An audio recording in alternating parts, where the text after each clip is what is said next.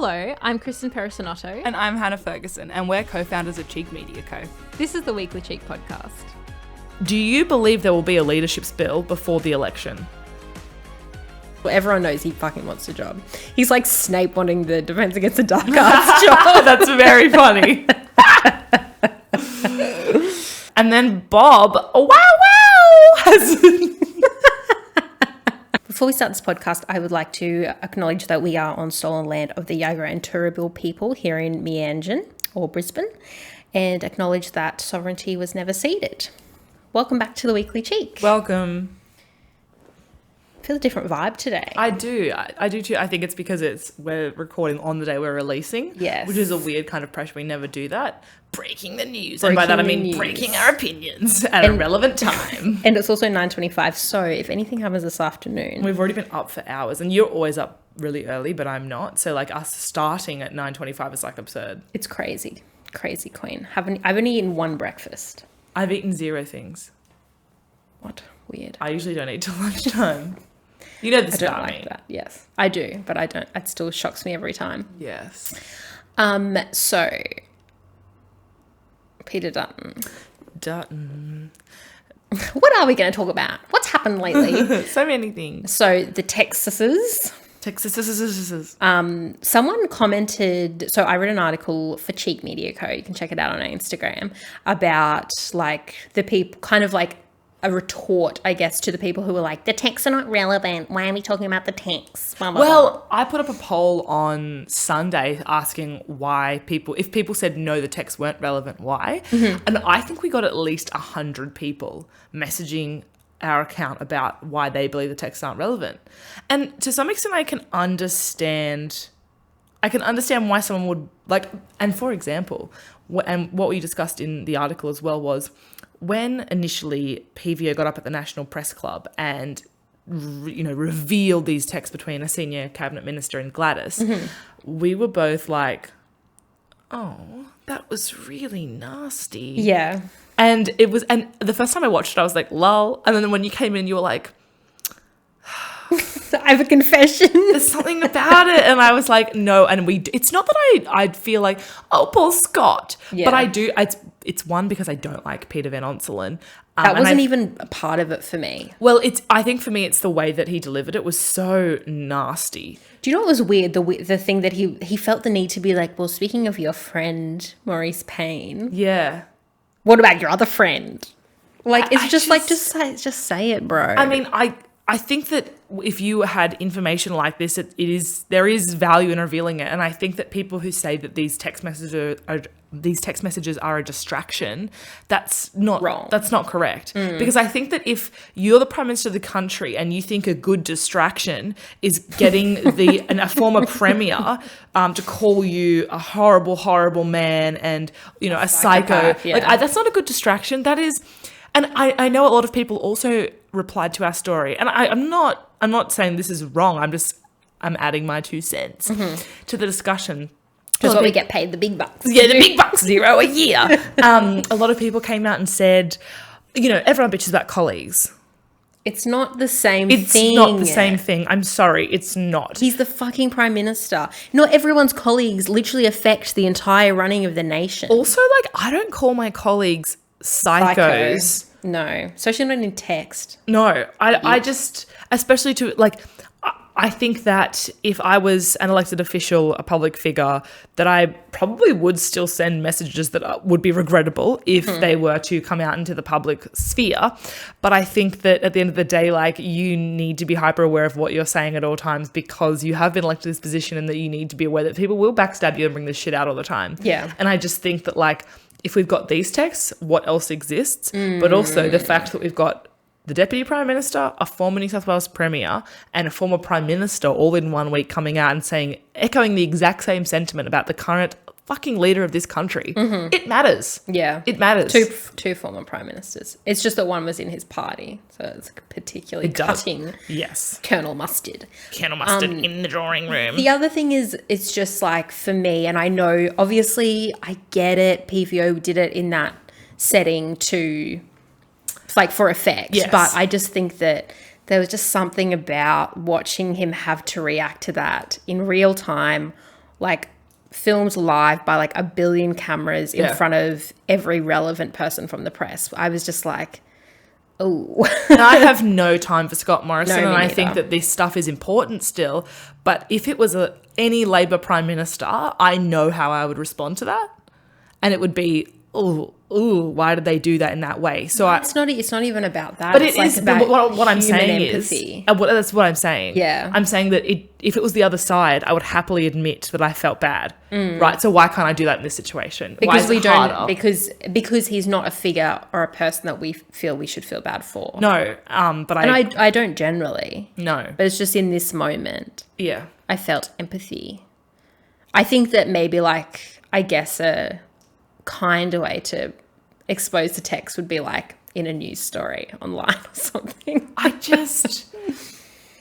don't know why he had that weirdly smug, nervous look on his face. He did look quite nervous. And I thought he was wounded. But then I thought if he is all of the things these people describe him as, why should I feel that way? Because he likely... But why should we trust what fucking Gladys and like maybe Peter Dutton have to say? They're not credible sources. Yes, to they me. are. Gladys is a credible source. I trust Gladys Berejiklian more than I trust Scott Morrison by far. Yeah, but is that a good measure? I think she has a much better opinion, and her opinion holds a lot more weight in my eyes than Scott Morrison's does. Yeah, I mean, I guess I'm like in a weird position on this because I do definitely think I think what's relevant about it is there's cracks in the party. Yes. And how can we have a government that leads when they can't even And it has work to be so together as a public. team? Yeah. Yeah, but in terms of like what she actually said, like, sorry, I don't care what Gladys has to say. I find it more relevant that Barnaby called him a liar. No, I think both are relevant because I think that while they're a coalition, there is a difference there. He is a Nat, Scott is a Liberal. Yeah, but I mean, I guess the thing is the Nats always try to make sure that people know that they are different. I mean, to be honest, I just think Barnaby Joyce is a fucking idiot because he sent this text like... my understanding of what his text message was he texted it to someone to pass on to Brittany Higgins. Like, Did you know I thought he that? texted Brittany Higgins. No, it was let BH know this from Barnaby, and then a paragraph that was like Scott is all these things, and I was like, you're a fucking idiot. I don't think he would care if it was released though. Well, he clearly. I mean, he offered his resignation to the wrong person. Exactly, Scott, it was just a publicity stunt. oh, absolutely, but. I mean, and this is the thing, we're getting into the nitty-gritty of it all, I think, and what we think about these individual things. But I think the reason that we give a shit about this and are adding weight to it is because at the end of the day, it's a lot of people who know this man very personally in a work sense, but have known him for a long, long time. Yeah. He is leader of the country and they are in prominent positions as other leaders or former leaders of the country. Yeah. So like their interactions are important and their opinion holds weight regardless. So I think that to say it's a distraction or it's just like what colleagues talk about, I think that's bullshit. I think it's still agree. important. It might not be the best news story of the week, but it's still something we should be paying attention to. The thing for me is I don't care about what the texts contain. Like, there have already been enough people who have come out and told us exactly who Scott Morrison is, and anyone who's got their eyes open can see for themselves. Like, even people like Malcolm Turnbull has been saying this stuff for ages. Yeah. And he, in my opinion, is a credible source. Like, you could argue that, oh, well, he's just scorned by the Liberal Party, blah, blah. But so I don't care what they call him. I do care. I think that what Barnaby said matters, particularly because to me, it indicates that Scott and Barnaby had knowledge of what happened to her. Interesting. I thought that was already like somewhat confirmed allegedly. This is what I mean though. And I think that this adds to the pile of evidence. Yeah, I guess think I that just didn't have any questions. Barnaby's saying that allegedly. this man earnestly collects lies and turns them into his own truth sort of thing is such a specific reference. And if Barnaby communicated this, I think there's an indicator that he knew or Scott knew. And while that's not 100% confirmed and I am also alleging things here, those texts indicate part of the bigger picture in terms of a timeline that happened and real lies that Scott Morrison put forward to this country basically when Me Too is breaking. Yeah. Here. I think that's crucial. I think, and while, I say I value Gladys' opinion, hers is more oh, he's so awful, right? Whereas I think again, we already Barnaby's knew that. adds to, it corroborates something more, I think. Yeah, no, you're probably right. I guess I just didn't have any doubts before that. No, so I know. for me, it wasn't that, and relevant. I actually think that people aren't taking that away from the Barnaby texts. I think it's important that we do look at that aspect because it looks like an admission or corroboration of something fishy going on. And it doesn't confirm it necessarily, but I think it adds to the pile of evidence. And I think that that's important, and it might turn a few heads for that reason. And that's important. Yeah. Well, I hope it does. All right. So Dutton has been accused by former New South Wales Premier and Labor leader Bob Carr. And he was also the former federal foreign minister. That's right. And Josh Frydenberg told him that he was said on the news that he was a waste of space while in the role. And he said that he was suffering from relevance deprivation syndrome. That's fucking nasty. Mean. That's nasty shit, right? Also, I don't get that they say psycho, but like, that's me. But Bob Carr, like, I haven't really heard much about him recently. So besides these tweets, I don't really understand where that could come from besides Josh just coming out swinging. Also, like, Josh Frydenberg, sorry, but you're pretty irrelevant given your role. Yeah. Like, he should be, like, out there. Yeah. Like, in my opinion, this is, like, moving to our next point too fast, maybe. Okay. In my opinion, he is the pick for if they do this is have moving. a spill. About 8 p.m. on Sunday night, Bob Carr has tweeted. Should I read it? Yeah, read it. Read the tweets. Read the tweet. And he's kept them up too. Yeah. Well, they're up as of Tuesday morning. Yeah, it's been a whole, 36 hours since his first tweet. Bold. Okay. So, I just love this. I love how certain he is when reading this. So, 8:06 p.m. on Sunday night, Bob Carr tweets, "The minister who shared the text with Van Onselen and gave permission to use it was Peter Dutton." Scandal. If PM Morrison has one more week in freefall, the prospect of a leadership change pre-election is real. Party rules don't count if most MPs think you will lead them to defeat. Wow, wow. That's not in the tweet. I just did that. Then Dutton has come back and said that Bob Carr's tweet is baseless, untrue, and should be deleted. Yeah. And then Bob, has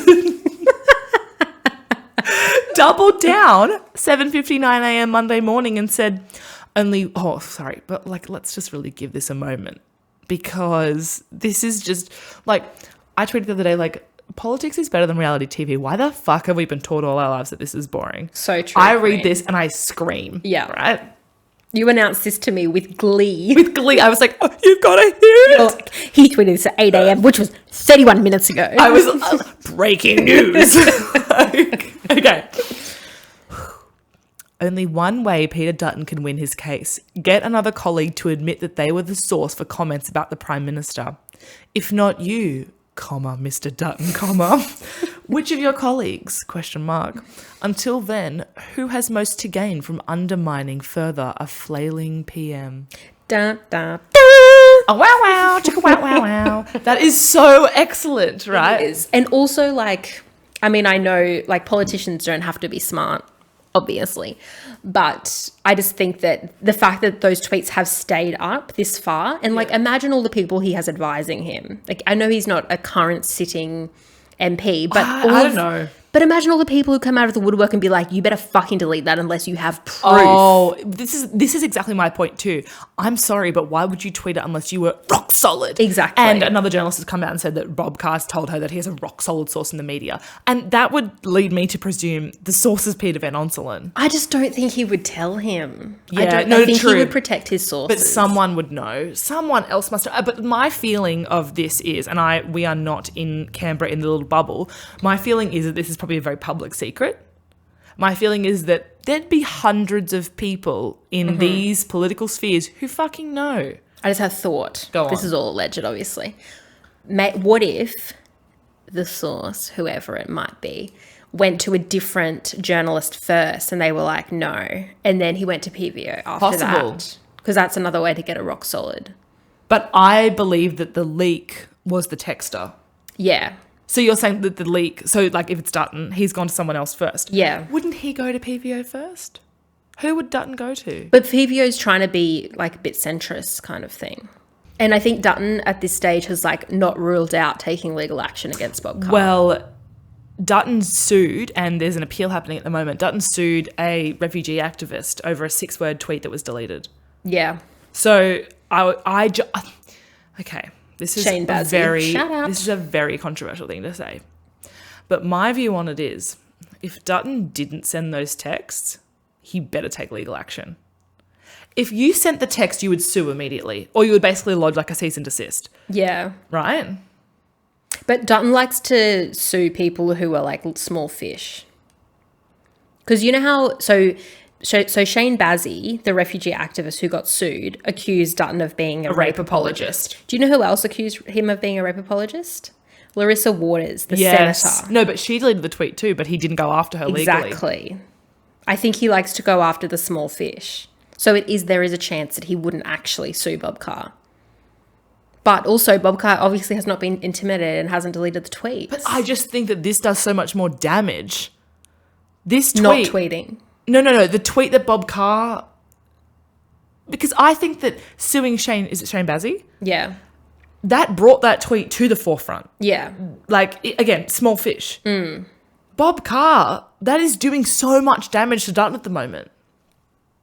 That's the thing. But so are you saying that the fact that he's not sued yet indicates that it's true? Yeah.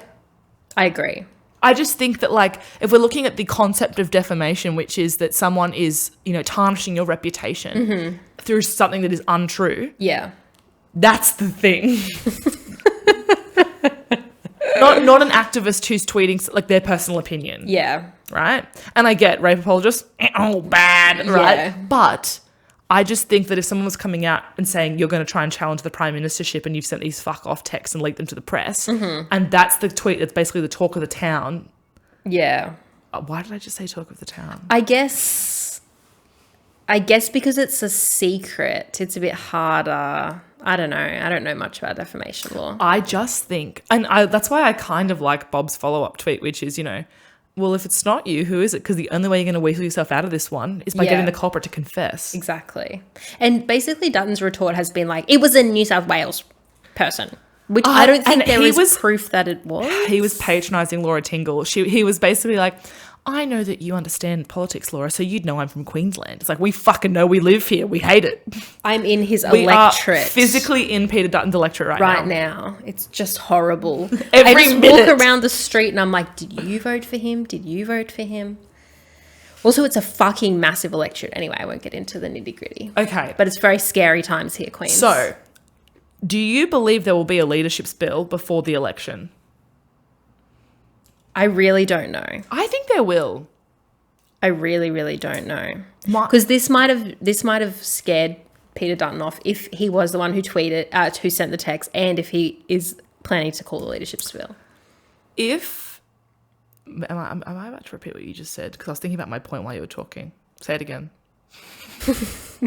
I just said that I don't know if this whole text scandal, assuming it was Dutton who texted and assuming Dutton is planning to call a spill, I wonder if this has scared him off.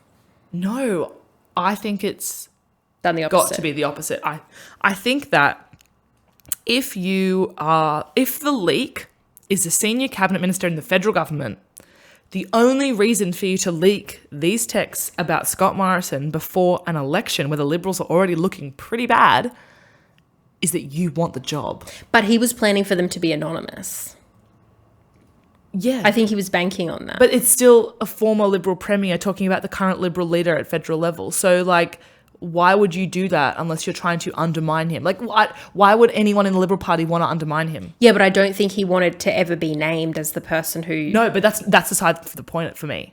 For me, I think that might have changed things. Oh, you're saying that because he's going to be named, he won't spill. Yeah. So what my thought is that he was intending to leak the text... Okay, allegedly, blah, blah, assuming that it's done, pretending it's done. He was like, I'm going to leak these sneaky texts and then I'm going to attack with leadership spill. But then it was like, oh no, now everyone thinks that I actually sent the text and leaked the text. Maybe I won't do that. That's what I think. Well, I think that what his view now might be is that he'll come up against a problem with, like, say you're Dutton right now and you sent these texts and you know it. Mm-hmm. Wow, scared. Dun-dun-dun. It's just you and PVO and Bob Carr who knows it. Yeah, and the Gladys. rest of the fucking country. That's the only thing. I don't see a Gladys and Peter Dutton I do. text chain. Peter Dutton sent a text message calling Samantha Maiden, who's a writer for News Corp, a witch, and he sent it to her. What? You know this? No. So he meant to send it to someone, like another me. minister or journalist, calling her like a witch, or like, it was awful, the text. It was just like mean. And then because he was talking about her, he sent it to her because he's a fucking idiot. Oh my God. That's so sad. Then I wonder if he did it on purpose and then acted like he didn't mean to. But what I mean is, like, I don't see the Dutton and Berejiklian friendship. Here's the thing. I think we'd be very surprised by what goes on in these people's lives. Yeah, agree. And I think they all know each other and they all have each other's phone numbers. Mm-hmm. They text journalists, they background against each other. Like, I think we'd be very, like, it would be shocking to know how deep these ties run. Yeah, these people have all worked together for decades. Even, we just don't see Dutton and Gladys, smiling in a photo. But, she's gone. I can imagine at least everyone texting her like... Sorry to hear you're allegedly corrupt. Yeah. Oh. Come on, I'll say that. Can't say that. I've never seen you react to something that I said on the podcast like that. Whoa. I'm just going to beep it out. Okay. And then no one will know. You'll never And know what they'll be I like, said. why did Hannah's face do that? Okay. So, my view on what's If you going see to happen... me on the street, I'll say it to your face. If... I'm actually really worried there's going to be a leadership spill this afternoon before the pod gets released. But besides that, it'll either be this week or next because it's sitting weeks. I think that's when everyone comes together. Everyone's in today's Canberra. the The first day. We're going to look... Religious discrimination bill's gone through this afternoon. They've had a lovely, peaceful, relaxing 2-3 months. They're going to have 10 sitting days before the election. Between January and May, they're going to have 10 potential sitting days. So if he's going to spill it, there's a strategy there, right? Yeah. I think my view is that Dutton is as likely as Scott Morrison to be re-elected in May. I'm just betting on it being in May. You've changed your mind since yesterday. No, we'll get into this. I haven't actually, but I get what you're saying. So you've lied. Fuck's sake. My other opinion is Frydenberg, if he was to engage in this spill as well, if he won, I think he's the most likely to lead the Liberals to victory. Agree. That's my entire opinion. But apparently his seat is... Questionable? Yeah. If he was leader of the party, I don't think it would be questionable. Do you know that it was his electorate where they did those fake electoral commission signage? The illegal ones? Yeah. Really? Yeah. Yikes. So what happened was there was an electorate that had quite a few pockets of Chinese communities who they were catering to, in quotations. So when you go up to the polling booth, there's like everyone's paraphernalia and it's usually in their colours and it has to be authorised by the person in charge. And there is also like signage that's official signage for the Electoral Commission, and their colours are white and purple. And the Liberal Party made a signage written in Chinese in white and purple so that it looked like official instructions, but it was actually telling Chinese people, like basically instructing them how to vote. And it sounded like this was how you have to vote in order for it to be counted, but it was actually about putting the Liberals like first. Yes. That was in Frydenberg's seat. Where is his seat? Is he Victoria? I don't know. I think so, yeah, because we looked through them. No one cares about him. But I think that the public find Dutton is perceived as being this sort of different kind of evil. Yeah. I think that Scott is perceived as useless, whereas Dutton is perceived as being like bad. Yeah. And I think that I think that they have to spill it to have a chance. I think that it can't get any worse. But also, you could say the other way round. Like, people are not going to vote them in if there's been instability this close to the election. I know, but I think it would be perceived by Liberal voters who are on the fence right now as like they're looking for some stability after this leader that's failed the party. Yeah. I think I think that Morrison is so unpopular amongst Liberals and lefties alike, there's a lot of people involved in this. I think that even Liberal voters can acknowledge Scott is useless. I don't think there's many people who apologise for him or excuse him. I think most people will say like, oh, I'll still vote. If you're voting Liberal, I don't know where your head's at, but I think that a lot of Get help. normal Liberal voters are switching sides, right? Yes, I have to believe that. I mean, I think it's a lot of our parents. Like, I'm talking to my mum. She's probably going to vote Labor for the first time since I've been alive. Yeah. That's in my mind. That's where it comes from. I think that if Frydenberg was in the top job, those people might revert. Yeah, maybe. Not my mum, though. Come on, mum. You've got this. But I think that if Dutton was in power, I don't think, especially the quiet women that Scott Morrison looks to for the Liberal vote, I don't think that Dutton would send them back to Liberal voting. No. But men... See, I don't know the stats on how many men and all these sorts of things. I just think that Australians... Peter Dutton is not more popular than Scott Morrison, but Josh Frydenberg would be. We don't know enough about Josh Frydenberg. That's the thing. He hasn't done anything bad yet. No, he has, and we know that because we report on it. But it's the kind of shit that people don't care about, to be honest. It's because he talks about... Well, the thing that Frydenberg has, like, in his court, I guess, is the fact that the Liberals are known for the economy... Incorrect. And like they're selling this like propaganda narrative that they are good for the economy and he is the treasurer. Yeah. So I think that would work in his favor. Yeah. But the thing for me is like I can't predict it because they would be weighing up the danger of like looking unstable this far out from the election and doing the whole like clean slate, like we've gotten rid of Morrison and now we're the new Liberal Party and we're just going to get rid of all of his failures. It's just shocking to me that if Scott Morrison makes it to this election, he'll be the first Prime Minister since John Howard to go a full term. So sad. It's so sad because he's the least deserving of a full term. What about Abbott? Oh, we'll get back into this again. I forgot about Abbott, to be honest. I actually forgot about Abbott. You forgot about his existence. Yeah, I was just like, Kevin, Julia, Malcolm, they're all right. But the other thing is, speaking of Kevin, is did you see the clips that he like, I think he tweeted them and Instagrammed them, probably on Facebook as well, about like the Murdoch media kind of like seeming to be pumping Dutton's tyres and getting him ready. Yes. There's clearly conversations happening. That's why I'm like, I am certain there will be a spill. Yeah. My issue is how many people would vote in favour of Dutton knowing that Dutton would not be more likely than Scott to win the election, but also that it will add, because there will be instability, there will be the perception of instability which already exists, and it will be Dutton. Like those two things might make him worse than Scott. Yeah, because the other thing is like he's not going to call a spill unless he knows he has the votes. He did it last time thinking he had the votes. Yeah, but do you think that maybe none of these people, they all play their fucking cards close to their chest and they might lie to your face and say they'll vote for you and they won't. You can't trust any of them. And Dutton will be particularly cautious because he has lost before and had this embarrassment. Yeah, that's the reason why I think maybe they won't call a spill. You will. I don't know though, but now with the text thing, he'll know that he would lose votes if people think it's him. The thing that's hilarious to me is by the end, like, this pod will be like 1 week old and we'll know the outcome, really. I know. I don't know. I don't know who Morrison has on his side. Alex Hawke. Amanda Stoker, but she's...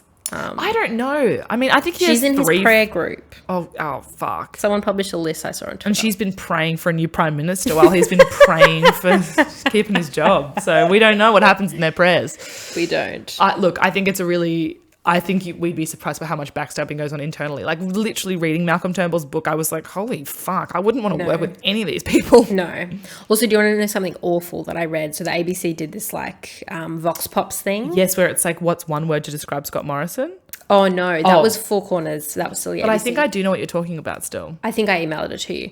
You did. They did like basically like what, like Vox Pops on the street. Like, what do you think? And someone literally said, and this like really brought me back down to earth, sadly, was like, Morrison clearly has religious values and family values. It was an older man, wasn't it, that said it? I was thought it a it was. woman? I don't think he was that But old. all of the no, sorry, he wasn't like 90. He was like 50. I thought he was a younger guy. Anyway, No, whatever. I saw a few of them, and too many were sympathizers. Yeah, It shocked me that people could have that view. yeah, exactly. So we need to say vigilant people. What do these people watch and listen to all day? Sky News. How does the critical thought work? But even Sky News, even like the guy who asked him about the bread was from Sky. Yeah, it's pretty bad. That is crazy to me. But also That's them preparing Murdoch for a spill. preparing for Dutton. Peter They've Dutton blown this case wide open. It was a couple of months ago that Peter Dutton gave a speech to the National Press Club. He was the guest speaker, and that speech seemed like preparation for leadership. Really? What did Yeah. he talk about? I try to ignore him. Defense. He's a defense minister. He was talking about. Blah blah blah. Yeah. Oh, that's right. Because that's right. I was wondering why he was talking about aged care, but he wants to get the army in to like fix aged care. Again, he's doing a lot of media for someone who doesn't want the job. I mean, he does what everyone knows. He fucking wants the job. He's like Snape wanting the Defense Against the Dark Arts job. That's very funny. Turn to page 394. If you didn't find us completely insufferable, come back next Wednesday for a new episode. You could also find us on Instagram at Cheek Media Co. or online at cheekmedia.com.au. Yes, that's the one. That's the one.